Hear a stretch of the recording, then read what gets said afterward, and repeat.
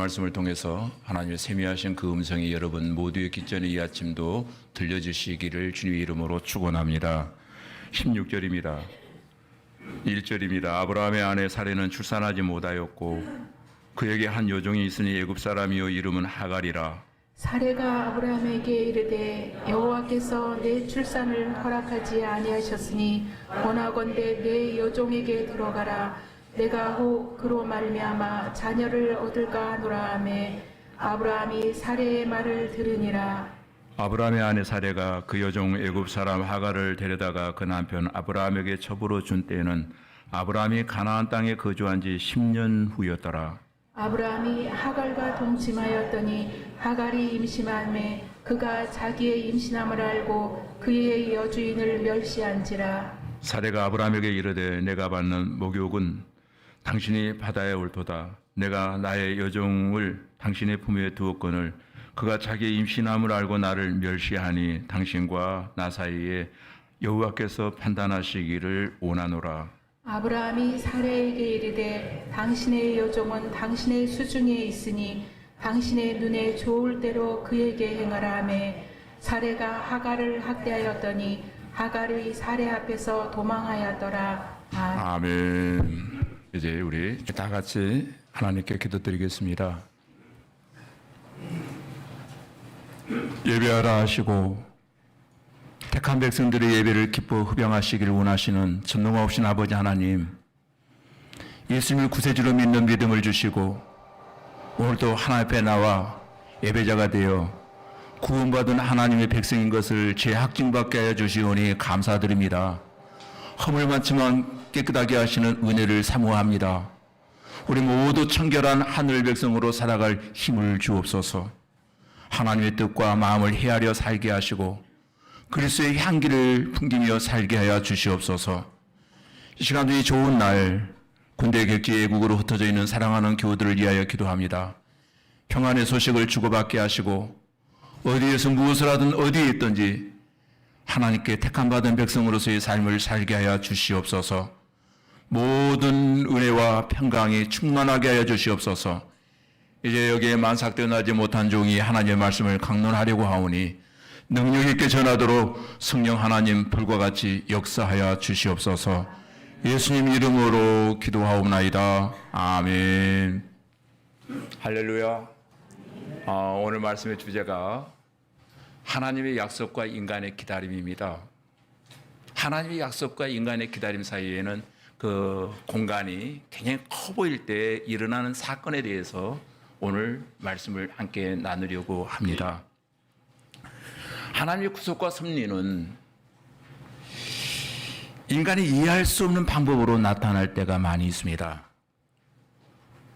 그러나 하나님의 방법을 이해할 수 없다고 해서 인간의 방법과 수단을 동원하기 시작할 때 거기에는 엄청난 인생의 꼬임이 일어나더라는 거예요. 오늘 본장에 바로 그러한 얘기를 우리에게 해주고 있습니다. 하나님이 약속하셨건만 그 약속이 더디 이루어지게 되자 하나님의 약속을 의심하기 시작합니다. 이 약속이라고 하는 말은 커버넌트 아니면 테스터먼트라고 하는 영어 단어를 쓰고 있는데 언약 및 계약이라는 뜻을 가지고 있습니다. 하나님 우리와 일방적인 계약을 하셨다는 거예요. 그런데 그 계약을 기다리는 인간이 계약이 더디 이루어지게 되자 인간들은 자기의 수단과 방법을 동원하려고 하는 사건이 오늘 본문 아브라함과 사레를 통해서 일어난 사건이기도 합니다. 먼저 용어 정의를 한번 하고 넘어가야 될 것 같습니다. 우리가 기독교 안에서 늘 쓰고 늘 듣고 하지만은 그 용어를 잘 이해하지 못하고 그냥 상습적으로 그러려니 하고 사용하는 단어들이 있습니다. 바로 조금 전에 사용했던 구속과 섭리라는 단어가 그런 단어가 아닐까 하는 생각을 가져봅니다. 구속이라고 하는 단어는 두 가지 의미에서 우리가 해석해 볼 수 있죠. 일반적으로 법정에서 사용하는 법률적 용어로 구속이라고 하는 말은 구인과 구금을 상징할 때 구속이라고 말합니다. 법정에서 사람을 구속한다 할 때에 구인과 구금을 말하고 있는데 구속하는 이유가 뭡니까? 증거를 인멸할까 봐 도주의 우려가 있을 때 구속한다라고 하는 단어를 사용하고 있습니다. 근데 성경에서 말하는 구속이라고 하는 말은 속량한다라고 하는 뜻을 가지고 있습니다. 대가를 지불하고 너를 산다라고 하는 뜻을 가지고 있어요. 이 말은 예수 그리스도의 피값으로 우리가 이미 속량되었다는 거죠. 주님께서 우리를 샀다는 거예요. 그리고 저와 여러분에게 진리 안에서 예수 그리스도 안에서 속량받은 백성들에게 자유함을 주셨다라고 하는 의미가 여기에 담겨져 있습니다. 그리고 우리가 자주 쓰는 단어 가운데 하나가 섭리라고 하는 단어를 많이 쓰고 있습니다. 이건 하나님의 섭리야라고 말하는데, 이 섭리라고 하는 말은 쉽게 말하면 하나님의 뜻이라는 단어이기도 하고, 본문에 보면은 하나님의 통치와 다스림을 말할 때 이 섭리라고 하는 단어를 쓰곤 합니다.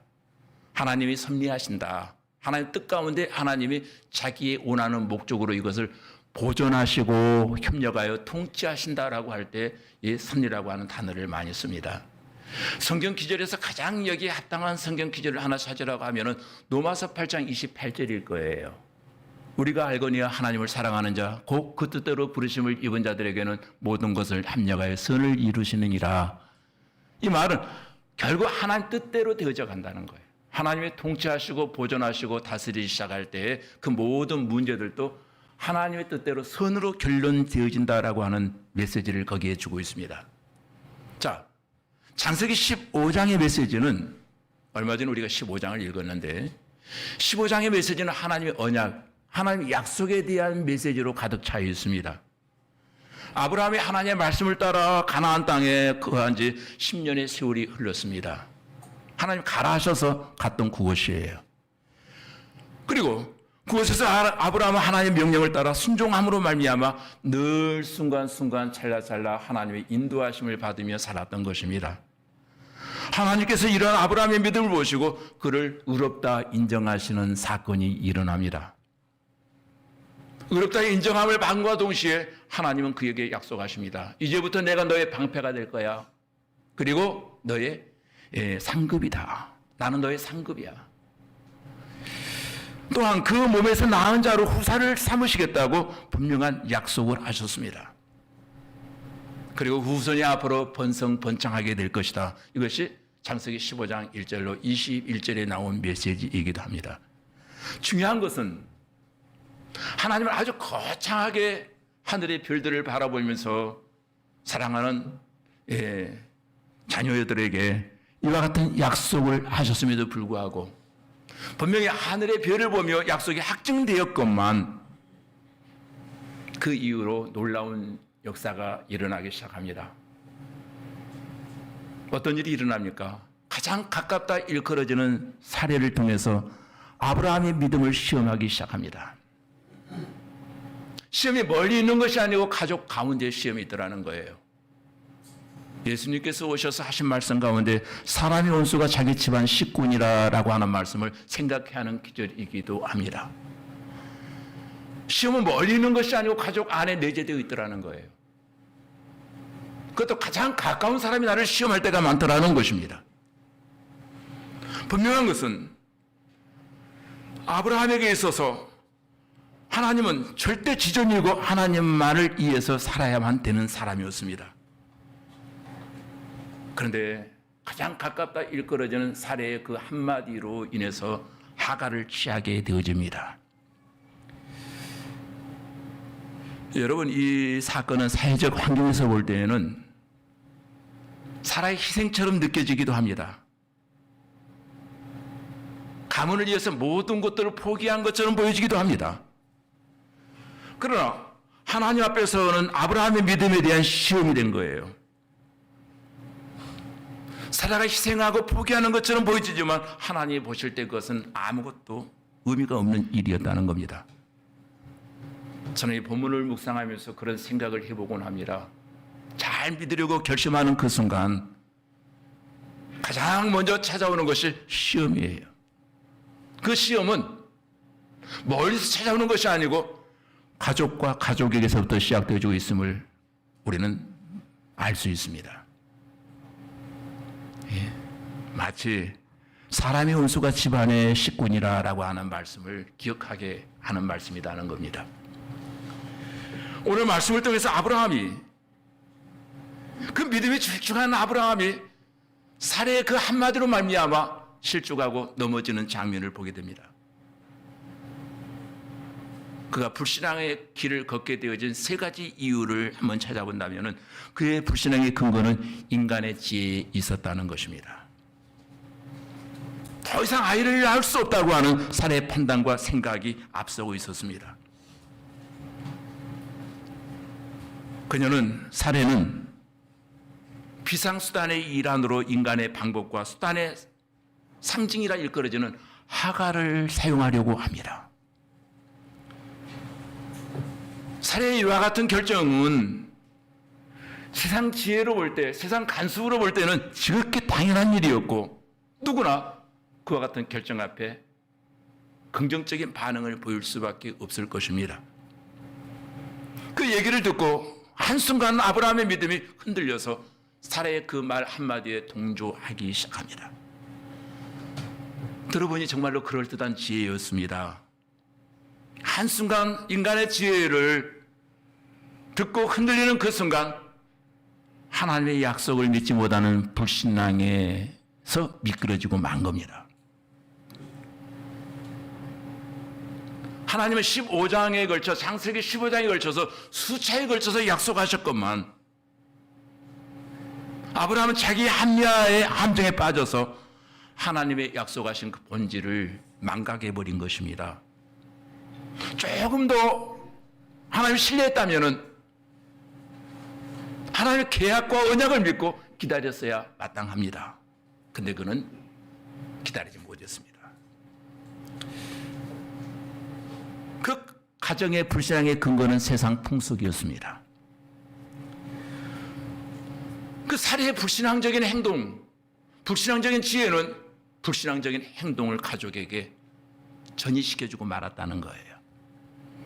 불신앙적인 생각이 불신앙적인 행동으로 옮겨지고 있습니다. 그 당시 사례가 살고 있던 시대에는 이방 풍속에 의하면은 아이를 낳지 못하면 자신의 종을 통해서 아이를 낳는 것이 그 근동 지방에 널리 퍼져 있는 하나의 간습이었습니다. 사례는 지금까지 그들의 풍속을 보고 느낀 거예요. 그들의 방법과 간습을 그대로 본받아서 그 가족에 실천했더니 그날 이후로 고통이 시작되어지고 말았습니다. 이때부터 아브라함의 가정의 고통은 싹이 트기 시작합니다. 여러분, 그들의 불신의 결과는 상상을 초월한 환란이 그들을 기다리고 있었다는 거예요. 하나님의 언약을 기다리지 못하고 불신앙의 방법으로 세상의 지혜로 인간의 수단과 방법을 동원했던 결과 어떻게 됩니까? 아브라함은 사는 날 동안 늘 번민하며 두 여자 사이에서 갈등해야만 했고 그 범인은 나중에 고통이 되어서 평화로웠던 가정의 평화가 어느 날 깨져버린 거예요. 그날부터 심각한 가정 불안은 시작되었고 아브라함도 사례도 하갈도 사는 날 동안 늘 고통 가운데 살아야만 했습니다. 본문을 통해서 주는 메시지가 뭡니까? 하나님의 약속을 인간이 기다리지 못함으로 말미암은 그 결정이 결국은 환난과 고통을 그 가정에 가져다 주고 말았다는 것입니다. 사랑하는 성도 여러분, 혹시 여러분 중에 하나님의 일하심이 더디게 느껴져 힘들어하시는 분 계십니까? 그래서 자꾸 인간의 방법과 수단이 생각나시는 분들이 있습니까? 이렇게 하면, 아니 저렇게 하면, 이 방법으로 하면 하나님의 지혜보다 하나님의 무릎 꿇기보다는 나의 생각이 자꾸만 앞설 때 그때가 언제입니까? 당장 무엇인가 되어야 하는데 무엇이 이루어져야 있어야 되는데 왜 내가 믿는 하나님은 가만히 계실까? 기도했는데도 아무런 변화가 없습니다. 물론 그 기도는 한두 번 해본 거죠. 끈질기게 한 기도는 아니었습니다. 왜 나에게는 경제적인 결핍, 이것이 곰핍이 되어 내게 다가와 내 허전함을 채워주지 못할까? 왜 경제적인 어려움이 내게 찾아왔을까? 살아온 나날을 반추해 보았더니 나름 열심히 살았어요. 최선을 다했어요. 나름 하나님을 잘 섬겼어요. 근데 되돌아보니 아무런 결과가 보이질 않아요. 이때 어떻게 됩니까? 사례가 하가를 찾듯이 우리는 하가를 이용하려고 합니다. 이게 우리의 모습이에요. 일이 더디되어져 갈 때 여러분 조바심 내지 마십시오. 미리 앞서서 걱정하지도 마십시오. 하나님의 뜻을 이루는 일에 인간적인 방법을 자꾸 계산하지 마세요. 일이 안 될 때 멈춰서야 되잖아요. 계산기를 두드려봤자 어차피 답은 나오지 않습니다. 하나님의 시간표대로 내 뜻대로 이 사이에 자꾸 갈등과 부딪힘이 있으면 하나님의 시간표와 내 뜻이라고 하는 사이에 갈등이 생기면 어떻게 됩니까? 결국 손해는 내가 보는 거예요. 이때는 가만히 멈춰 서십시오. 하나님의 일하심을 기다리십시오. 조금 더 기다리며 조금 더 무릎을 꿇고 그때 저와 여러분이 마땅히 해야 할 일은 더욱더 더 많이 나의 하나님을 더 신뢰하는 것입니다. 하나님이 약속하신 말씀을 계속 기억하며 그 말씀을 우리는 꽉 붙잡아야 됩니다. 모든 것을 하시고 모든 것을 주관하시고 감찰하시는 하나님이 하나님 시간표에 의해서 우리를 만들어 가실 줄로 믿습니다. 여러분, 하나님이 우리 인생 가운데 기다림이라고 하는 단어를 주시고 노래를 하다가도 쉼표가 나올 때는 잠시 쉬어야 되잖아요. 쉼표가 나오는데도 막 부르면은 무지한 사람이죠. 쉼표가 나올 때는 쉬어야 되잖아요. 마침표가 나올 때는 마치고 쉬어야 되잖아요. 근데 우리는 그 쉼표 앞에 쉬지 못한다는 거예요. 하나님의 신목은 쉼표였거든요. 잠시 쉬라는데, 생각을 멈추라는데, 철학 용어가 태블로 나사라는 말이 있습니다. 생각 중지, 판단 중지라는 말이 있습니다. 하나님 일이 꼬이게 할 때는 멈춰서서 생각을 중지하고 판단을 중지하고 하나님 일하심을 기다려야 될 때거든요. 근데 기다리지 못하고 그 쉼표를 무시하는 순간 거기에 사고가 납니다. 이것이 아브라함 가정에 일어난 쉼표를 무시한 사건이었어요. 내가 원하는 것을 내가 원하는 때에 얻기보다 하나님 우리에게 주시기를 원하시는 것을 하나님 원하시는 때에 얻는 것이 더 중요합니다. 내 시간표에 맞추기보다 하나님 시간표에 맞추려고 하는 기다림이 기도로 계속되어진다면 기다릴 수 있어요. 기다림의 순간, 쉼표의 순간이 좋은데 내가 기도하지 못하면 그 순간을 기다리지 못해요. 기다리며 기도하며 주님의 함께 하심, 주님의 절대 주권 앞에 내 인생을 맡기는 것이 중요하거든요. 본문을 읽으면서 그런 문장을 성경에 기록해 보았습니다. 믿음이란 오늘을 통해서 여러 가지로 해석할 수 있겠죠. 믿음이란 뭔가. 근데 저는 이 믿음이란 뭔가 본문을 통해서 깨달은 것은 믿음이란 하나님의 때를 기다리는 것이다. 할렐루야. 믿음이란 하나님의 모든 것을 보고 계심을 믿는 것이다. 하나님이 지금 내 모습, 내 환경, 내 처지를 보고 계시다. 이게 믿음이에요. 이제 오늘 허락하신 본문으로 이제 들어가 봅시다. 1절에 보니까 뭐라고 말합니까? 아브라함의 아내 사레는 출산하지 못하였고 그에게 한 여종이 있으니 애굽 사람이요 이름은 하갈이라. 제가 이 본문을 읽으면서 하갈이라고 하는 이름을 보고 박장대서 웃을 수밖에 없었습니다. 히브리어 언어에 보면 하가르라고 되어 있는데 이 이름의 뜻은 도망하다, 이동하다라고 하는 뜻을 가지고 있었는데 역시 하갈은 6절에 보니까 이름값 제대로 하고 있는 장면을 보면서 웃음이 나왔습니다. 여기 아브라함의 아내 사레는 생산하지 못하였고라고 하는 어구로 시작이 되어지고 있습니다. 이 말씀을 읽으면서 거기에 퀘션 마크를 한번 달아보았습니다. 좀 이상하다. 왜? 하나님 15장에서 그렇게 거창하게 하늘의 별을 보면서 약속하셨는데 16장에 시작되어질 때에는 성경이 이렇게 쓰여져야 되거든요. 아브라함의 아내가 이내 생산하였고 라고 시작이 되어져야 우리의 상식입니다. 근데 16장에서 우리의 상상을 초월한 방법으로 출산하지 못하고 15장에서 약속하셨잖아요. 출산하게 하시겠다고. 그런데 16장에서도 출산하지 못하고 라고 말합니다. 더 안타까운 것은 2절 말씀에 뭐라고 말합니까?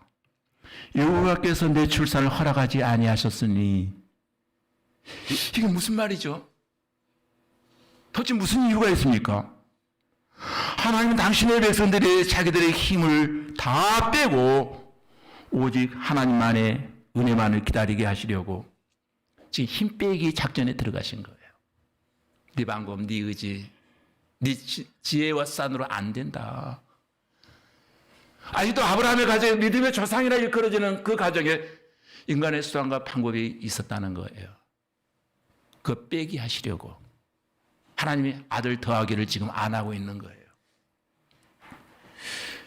근데 시간의 흐름과 기다림 속에서 내 힘이 빠지기를 원하셨어요. 내 방법이 사라지기를 원했어요. 내 힘으로는 안 되는구나. 우리는 불가능하구나. 그래서 오롯이 하나님만을 바라보고 의지하며 하나님께 순종하기를 하나님은 기대하고 계셨는데 그 모습이 나타나는 것이 아니고 인간의 수단의 상징인 하갈을 이용하고 있더라는 거예요. 하나님의 약속이 더디 진행되어져 갑니다. 하나님의 시간표가 멈추어선 것만 같습니다. 시간이 멈춤 앞에 쉬어야 될진데 그새를 사람은 참지 못하고 하나의 작품을 만들어냅니다. 여러분도 가끔 집에서 작품을 그리잖아요. 하나님 없는 작품들 말이에요. 하나님의 침묵을 참지 못하겠다는 거예요. 더 이상 기다릴 수 없다는 겁니다. 그래서 사례는 하갈을 자기 남편에 주어 새로운 작품을 시도하고 있습니다. 이 말씀을 읽으면서 생각나는 사람이 하나 있습니다. 요나가 하나님의 말씀을 거스리고 다시스로 가려고 욥바로 내려갔을 때 마침 기다리고 있던 한 배가 있었습니다. 사라에게 마침 기다리고 있던 배는 하갈이라고 하는 배가 기다리고 있었어요.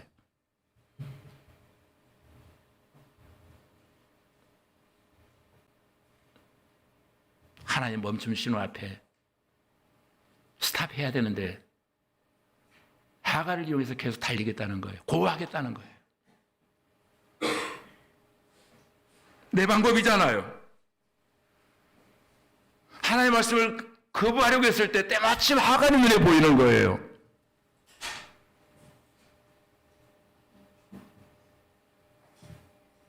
여기 두 절의 말씀을 종합해 볼 때 아이를 출산하지 못하게 하는 사례에게 문제가 있는 것이 아니라 분명한 것은 하나님의 태의 문을 막았다는 겁니다.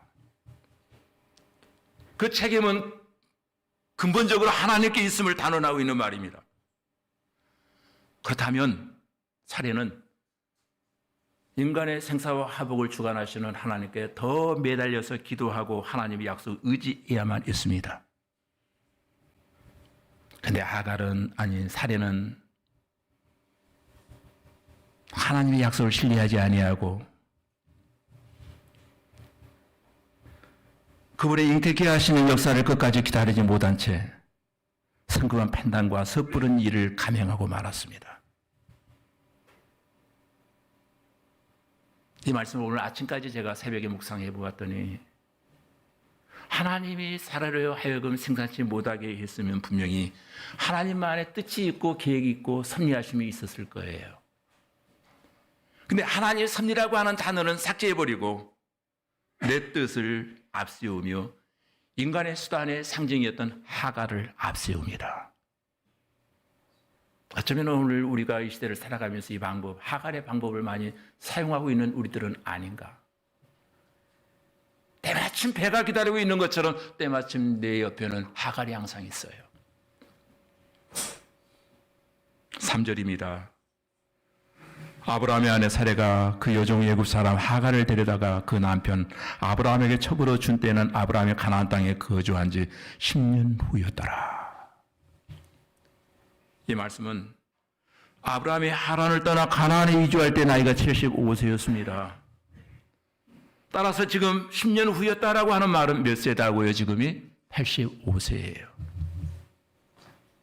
하나님이 약속하셨건만 나와 계약하셨건만 약속한 자녀는 보이지 않습니다. 15년이 지났습니다. 그럼에도 불구하고 하나님의 말씀을 신뢰하며 그분 말씀대로 산다고 하는 것은 참 아브라함 입장에서 쉽지 않은 일이었던 것만은 분명합니다. 그러면 4절로 넘어가는데 아브라함이 하갈과 동침하였더니 하갈이 임신함에 그가 자기의 임신함을 알고 그 여조인을 멸시한지라 라고 말합니다.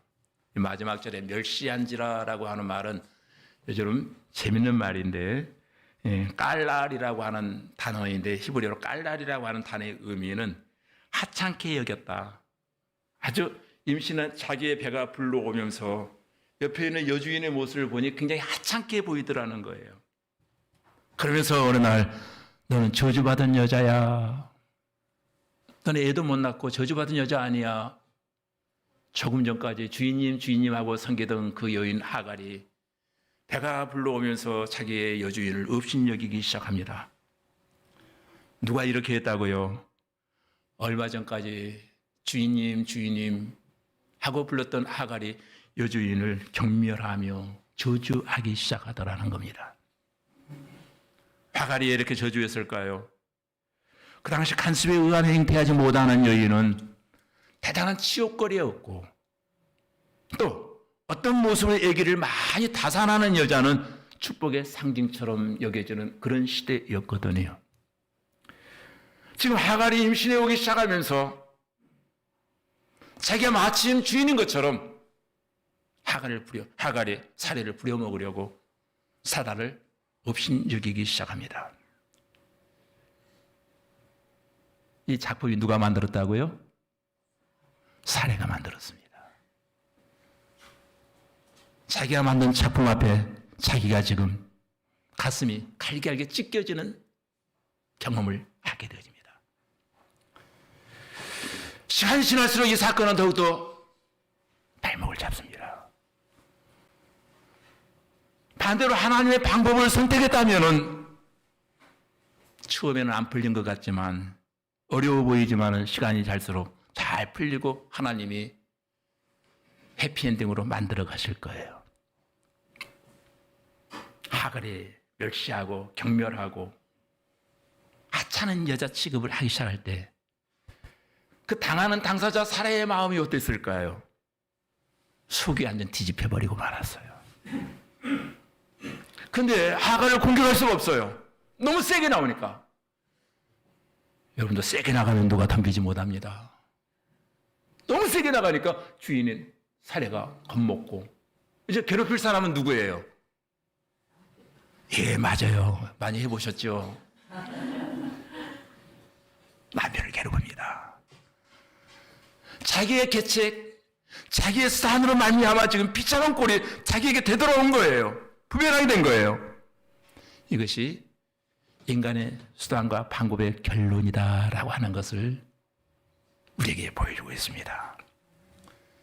5절에 보니까 이렇게 말합니다. 사례가 아브라함에게 이르되 내가 받은 모욕은 당신이 받아야 옳도다. 내가 나의 여종을 당신의 품에 두었거늘 그가 자기의 임신함을 알고 나를 멸시하니 당신과 나 사이에 여호와께서 판단하시기를 원하노라. 아멘. 여기 모욕이라고 하는 말이 재미있는 단어를 쓰고 있습니다. 요즘 이스라엘에 누구에게 괴롭힘을 당하고 있습니까? 하마스에게 괴롭힘을 당하고 있죠. 여기 모욕이라고 하는 말이 하마스라고 하는 단어를 쓰고 있습니다. 하마스. 굉장히 상징적이죠. 예, 하마스. 이 말은 강포를 뜻하고 임신한 하갈이 자기의 주인에게 강포를 행했다는 거예요. 이 멸시, 여기에 모욕이라고 하는 말은 강포라고 하는 뜻이 있는데 사례가 하갈로 인해서 강포를 견디다 못해서 너무 힘들었다는 거예요. 얼마나 뭐한 사람이 용감하다고 하는 것처럼 굉장히 용감해진 거예요. 너무 괴로워요. 그 강포를 감당할 수가 없고 나중에는 사례 입장에서 하갈이 무서워요. 한마디 말대꾸 하지 못하고 이제 자기 남편 아브라함에게 말합니다. 내가 받는 이 멸시와 강포는 당신이 받아야 옳도다. 원문에 보면은 하마스인데 이게 다 당신 탓이다. 당신 때문에 이렇게 되어진 것이다. 만약 당신이 애기만 낳을 수 있도록 했더라면 좋은데 그 여자를 편애한 결과 당신이 그 여자를 너무 사랑한 결과 사랑받은 그 여인이 나를 지금 멸시한다. 여기에서 우리는 간사한 인간의 속성을 보게 되어집니다. 왜 이 문제가 발생했습니까? 누가 시작한 일입니까? 왜 이런 거예요? 하갈이 나를 멸시 모욕하는 것은 당신이 하갈을 너무 사랑했던 결과 사랑받은 그 여인이 나를 우습게 보는 것 같다. 책임 회피성 발언이죠.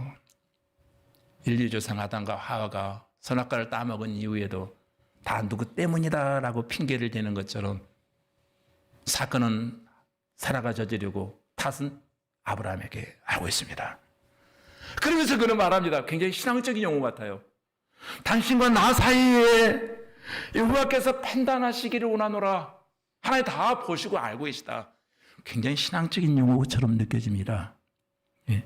자기는 바르다는 거예요. 여기에서 우리는 사례가 자기 합리화에 빠져서 자기를 성찰하지 못하고 있음을 보게 됩니다. 너무 자기 주관적인 감정에 치우쳐서 사건을 제대로 보지 못하고 이 모든 사건의 발단은 아브라함이다. 아브라함에게 모든 문제를 토스해버린 거예요. 다 떠넘깁니다. 여기에 여호와의 이름을 남용하고 있는 거예요. 여호와의 이름을 쓸 필요도 없는 곳에 여호와의 이름을 남용하면서 여호와께서 판단하시기를 원하노라. 여호와께서 심판하시기를 원한다. 여호와께서 재판하실 것이다. 이렇게 떠넘깁니다. 이렇게 한 이유가 뭘까요? 지금 일어난 사건이 자기 때문에 일어났음에도 불구하고 모든 책임 소재를 정당화하기 위해서 하나님의 이름을 도용하고 있는 잘못을 또 저지르고 있는 거예요. 제가 죄를 또 낳고 있는 거예요. 출생한 이스마엘로 말미암아 아브라함, 사레, 하갈 세 사람의 관계는 갈기하게 찢겨버리고 말았습니다. 사라는 자신이 아브라함을 부축했음에도 불구하고 하갈이 임신하자 아브라함을 원망하고 5절에 보니까 그 모든 책임을 아브라함에게 돌립니다. 아브라함은 위기가 닥치자 자기의 씨를 받아 임신한 하갈을 무책임하게 사라에게 또 토스해버립니다. 서로 토스하는 거예요, 지금. 네 마음대로 해라. 하갈은 자기를 괴롭히는 사라와 비겁한 아브라함을 피해서 광야로 도망가고 말았습니다. 하갈은 도망치는 여인이 되어지고 말았습니다. 이 사건으로 말미암아 서로가 서로를 다 버리는 역사였어요. 서로가 서로를 다 버리고 있습니다. 뿐만 아니라 이삭과 이스마엘의 후손이 되도록 온수지간이 되어 싸우게 되어졌습니다. 오늘날 중동 분쟁의 씨앗이 창세기 16장에서 시작되어지고 있다는 거예요.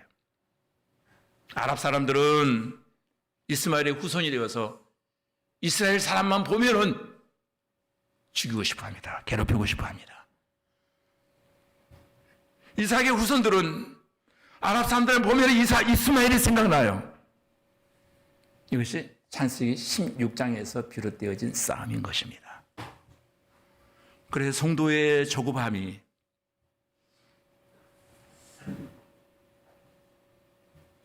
하갈에 기다리지 못하고 조급함이 이스마엘을 낳았어요. 조급하면 이스라엘을 낳고 이스마엘을 낳고 기다리면 이삭을 낳게 되어 있거든요. 조급함이 빚어낸 사건이었습니다. 6절로 넘어갑니다. 아브라함이 사례에게 이르되 당신의 여종은 당신의 수정에 있으니 당신의 눈에 좋은 대로 그에게 행하라 하며 사례가 하갈을 학대하였더니 하갈이 사례 앞에서 도망하였더라. 하갈 눈에 좋은 대로 행하라. 자, 도망가버리고 말았습니다. 오늘 말씀의 주제가 하나님의 약속과 인간의 기다림입니다. 이제 말씀을 정리해 봅니다. 후손에 대한 하나님의 약속이 더디 진행되어져 가자 인간의 방법을 사용하려고 있다는 것입니다. 정상적인 법률적인 절차에 의해서 진행해 가야 될진데도 불구하고 우리의 욕심이 앞서면은 인간의 방법이 항상 앞서요. 신앙인에게는 신앙의 방법이 있거든요. 근데 인간의 방법을 앞세우면은 그것은 꼬이게 되어 있습니다. 이게 이스마엘을 낳게 되어 있다는 거예요. 고통이 온다는 거예요. 또 주변 사람들은 약속이 더디게 되자 아브라함으로 하여금 인위적인 방법, 인간의 수단과 방법을 사용하도록 자꾸 부추긴다는 거예요. 주변 사람들이. 자꾸 그 부추기는 소리를 듣다 보니 아브라함도 한순간 믿음이 흔들려서 인간의 방법을 따라가기 시작합니다. 저는 이 본문을 보면서 크게 깨달은 것이 몇 가지 있습니다. 그게 뭔가 하면은 본문에 드러난 아브라함의 결정적인 실수가 무엇입니까? 우리도 그런 실수를 할 수 있습니다. 아브라함은 먼저 자신보다 영적으로 미숙한 사람의 소리에 귀를 기울였다는 거예요. 그러다 보면 꼭 실수합니다. 영적으로 미숙한 사람의 소리를 자꾸 듣다 보면은 오류를 범하게 되어 있고 실수를 하게 되어 있습니다. 하나님의 일을 해나감에 있어서 전혀 기도하지 않은 사람이 뭔가 말할 때 그 소리 듣고 따라가면 교회는 실패합니다. 전혀 예배드리지 않은 사람이 예배에 무너진 사람이 예배가 어쩌고 저쩌고 하잖아요. 그럼 그 교회 예배가 무너지게 되어 있습니다. 기도의 예배에 성공하지 못한 사람이 어떤 소리를 했을 때 그 소리 듣고 쫓아가다 보면 거기에는 꼭 실수하게 되어 있다는 거예요. 사례는 아브라함보다 믿음 측면에서 미숙한 사람이었습니다. 그 믿음이 미숙한 사람이 믿음의 적장이라 일컬어지는 아브라함이 자꾸 배시합니다. 이렇게 해라 저렇게 해라. 결국은 그 소리 자꾸 듣다 보니까 아브라함이 흔들렸습니다. 여러분 어떤 것을 결정할 때 영적으로 미숙한 사람의 소리에 너무 귀를 기울이지 마세요. 꼭 실수합니다. 그의 마음속 깊이 왜 그 소리를 따랐을까? 저건 아닌데 왜 따라갔을까요? 아브라함 마음속에 내면에 내재되어 있는 인간의 욕심과 소원이 너무 강력하게 자리 잡고 있었다는 거예요. 자식에 대한 미련, 빨리 얻고 싶어하는 미련, 이 욕심이 앞섰어요. 어떤 욕심이냐고요? 바로 아들에 대한 집착이었습니다. 근데 사단은 그 마음속에 있는 욕심을 귀신같이 알았어요. 일종의 그건 집착이었어요. 본문의 결과는 아주 구체적으로 말해주고 있습니다. 그 결과는 한마디로 고통의 연속이었다. 그날 이후로 중동 분쟁은 쉼없이 오늘도 경쟁 중이다. 오늘 보면 전후 문맥을 충분히 묵상해 보면 느껴지는 것이 뭡니까? 이러한 일들이 우리 가정에서도 오늘 믿음의 가정에서도 일어나고 있다는 거예요.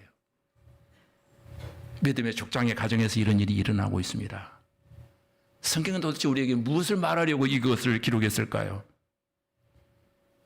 아브라함 가정에서 일어난 모든 일은 바로 육신을 쫓은 결과였습니다. 기도해보지 아니한 욕심이 너무 앞섰어요. 기도보다 욕심이 앞서면 이스마엘을 낳고 충분히 기도하고 기다리면 이삭을 낳는다 라고 하는 것이 본문의 결론이에요. 오늘 우리 현실도 마찬가지입니다. 어떻습니까? 하나님께서 우리에게 믿음을 통한 축복을 약속하셨습니다. 그 축복이 더디 올 때, 약속이 더디다 느껴질 때 자꾸 내 뜻과 내 생각과 내 계획이 앞서요. 그것은 결국 불신앙이 되어지고 마는 거죠. 불신앙이 결국은 되어진 것 같은데 결국은 결론적으로 고통이 계속 따라오기 시작합니다. 오늘 본문을 통해서 결론적으로 우리에게 말씀해 주는 것이 뭡니까? 하나님의 침묵이 우리에게 꼭 필요한 시간이었다는 거예요. 쉬라는 거예요. 쉼표가 주어졌을 때 쉬라는 거예요. 그 쉼표를 뛰어넘고 응답의 약속을 기다리지 못하고 결국 인간의 방법이 하갈을 사용하면 이스마엘을 낳게 되어질 것이다. 그리고 너는 평생 괴롭힘과 고통을 당하게 될 것이다. 하나님이 약속하신 것을 기다리는 일에 조급하여 실패하는 분들이 한 분도 안 계시기를 주님의 이름으로 축복합니다. 말씀의 결론은 하나님의 약속하심 앞에 조급하면 이스마엘, 기다리며 기도하면 이삭을 낳는다. 기도하시겠습니다. 하나님의 약속과 인간의 기다림이라고 하는 주제로 하나님의 말씀을 강론하였습니다. 하나님의 침묵과 우리의 인생의 어두움이 우리의 믿음을 더욱 공고히 다져주는 하나님의 세밀한 간섭인 것을 알게 하여 주시옵소서. 우리 인생 가운데 찾아오는 어두움 때문에 하나님의 빛을 더욱더 사모하게 하시고 더 가치를 깊이 인식할 수 있도록 도와주옵소서. 또한 하나님의 침묵이 하나님의 감찰하심이었음을 보게 하여 주시옵소서. 깨닫게 하여 주실 줄로 믿사옵고 예수님 이름으로 기도하옵나이다. 아멘.